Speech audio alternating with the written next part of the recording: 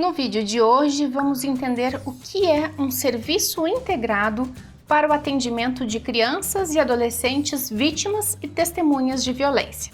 Você sabe que é super importante para a gente que você se inscreva no canal, curta e compartilhe esse vídeo, porque é a partir do teu apoio que podemos seguir nesse trabalho e continuar aqui produzindo conteúdos confiáveis sobre a proteção de crianças e adolescentes. Vem com a gente e faça parte dessa rede de proteção.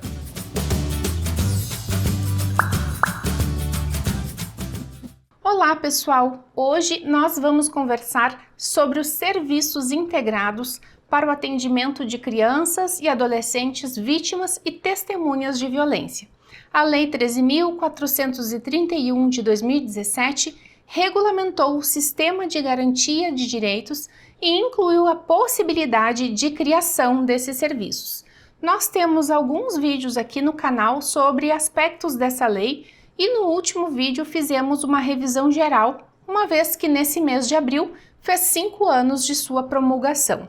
Então vamos deixar esse vídeo como sugestão para vocês. Numa situação de violência, a criança tem necessidade de vários atendimentos, como, por exemplo, a própria notificação dessa violência, o registro dela no conselho tutelar e na delegacia de polícia. A partir disso, a vítima vai precisar ter suas necessidades avaliadas em serviços de saúde e assistência social, de modo que possa ter acesso a esses atendimentos.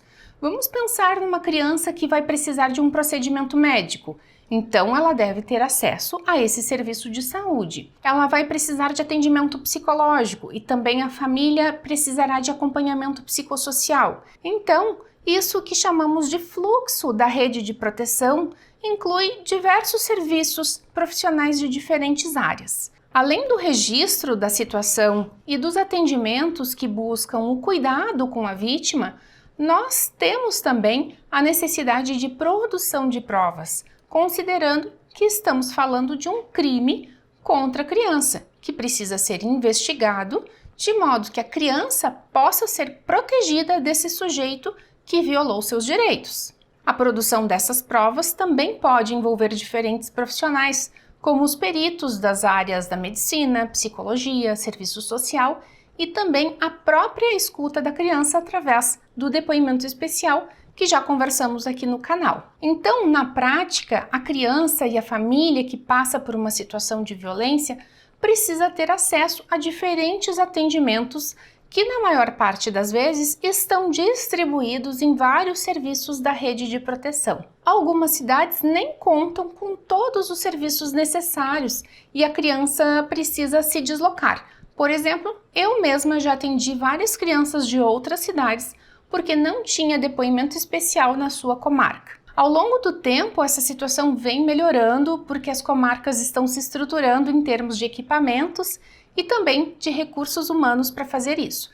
Mas sabemos que tem outras situações, como perícias, por exemplo, que acabam sendo oferecidas apenas em algumas cidades maiores e as crianças vítimas, que são de cidades do interior, precisam se deslocar até lá. E mesmo que um município ofereça todos os atendimentos de que a criança precisa, esses serviços estão distribuídos em locais diferentes. Então, a família fica indo de um lugar para o outro, às vezes até mesmo sem entender o porquê de todos esses atendimentos. Um artigo de Dobke, Santos e Delaglio estudou um caso de uma mãe e sua filha adolescente que entenderam como constrangedor todo este percurso, além de elas apontarem dificuldades de obter informações sobre os trâmites que viriam após a notificação da situação de violência.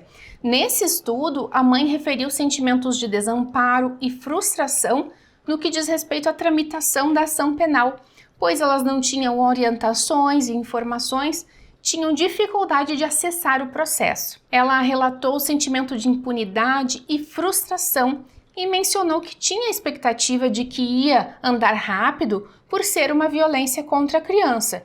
E essa mãe também entendeu que as famílias deveriam ser melhor assistidas. Já a adolescente entrevistada para esse estudo mencionou também o constrangimento de ter que falar e repetir.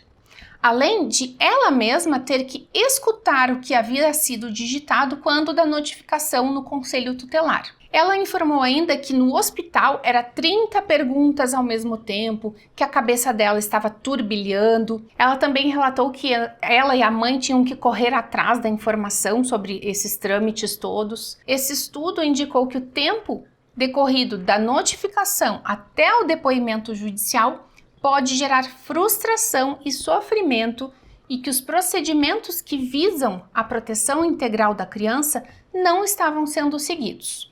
Nós vamos deixar a referência desse artigo no final do vídeo para vocês. Então, pessoal, nesse processo todo, da notificação até o depoimento no sistema de justiça, a criança acabava tendo que repetir muitas vezes na narrativa sobre a violência que sofreu. Então, a Lei 13.431 de 2017, no seu artigo 15, diz que a União, os Estados, o Distrito Federal e os municípios poderão criar serviços de atendimento, de ouvidoria ou de resposta pelos meios de comunicação disponíveis, integrados às redes de proteção para receber denúncias de violações de direitos de crianças e adolescentes. E no artigo 16 diz que o poder público poderá criar programas, serviços ou equipamentos que proporcionem atenção e atendimento integral e interinstitucional às crianças e adolescentes vítimas ou testemunhas de violência, compostos por equipes multidisciplinares especializadas. A lei refere que os programas, serviços ou equipamentos públicos poderão contar com delegacias especializadas, serviços de saúde, perícia médico-legal, serviços socioassistenciais, varas especializadas, Ministério Público e Defensoria Pública, entre outros possíveis de integração, e deverão estabelecer parcerias em casos de indisponibilidade de serviços de atendimento. Primeiro, é importante observar que a lei não obriga os municípios a terem esse serviço integrado. Ela refere que poderão criar esses serviços. Então, cabe à rede refletir sobre suas capacidades, suas demandas, possibilidades e até mesmo necessidade de oferecer esse serviço. Há municípios pequenos, por exemplo, que não teriam uma demanda suficiente para ter esse tipo de serviço. O mais importante, na realidade, é que a rede de proteção se reúna, discuta e possa pensar formas de aperfeiçoar os atendimentos que oferece e, principalmente, de articular profissionais e serviços. Os serviços integrados, portanto, buscam oferecer vários atendimentos diferentes num mesmo espaço. Vou dar para vocês o exemplo mais próximo, pois quando eu fiz o meu mestrado, eu fiz a etapa de coleta de dados num desses serviços, que é o CRAI de Porto Alegre. Inclusive, eu escrevi junto a colegas que lá trabalhavam um artigo que eu também vou deixar nas referências para vocês. O CRAI é o Centro de Referência no Atendimento Infanto-Juvenil.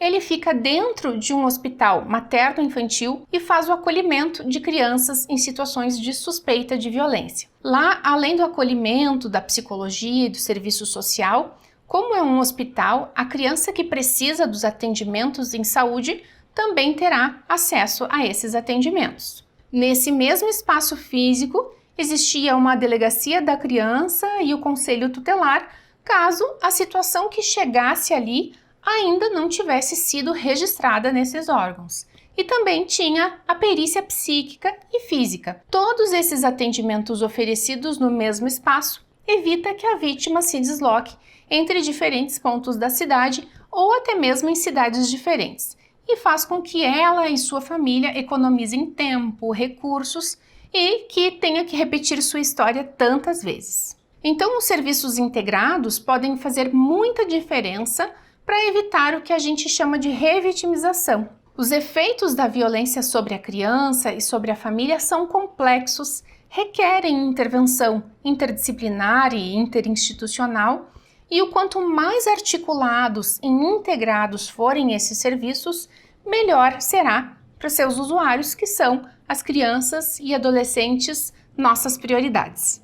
Não esqueça de compartilhar esse vídeo, curtir e se inscrever no canal Proteja no YouTube e nas redes sociais, porque isso é muito importante para a gente e ajuda a manter este trabalho. Até o nosso próximo vídeo!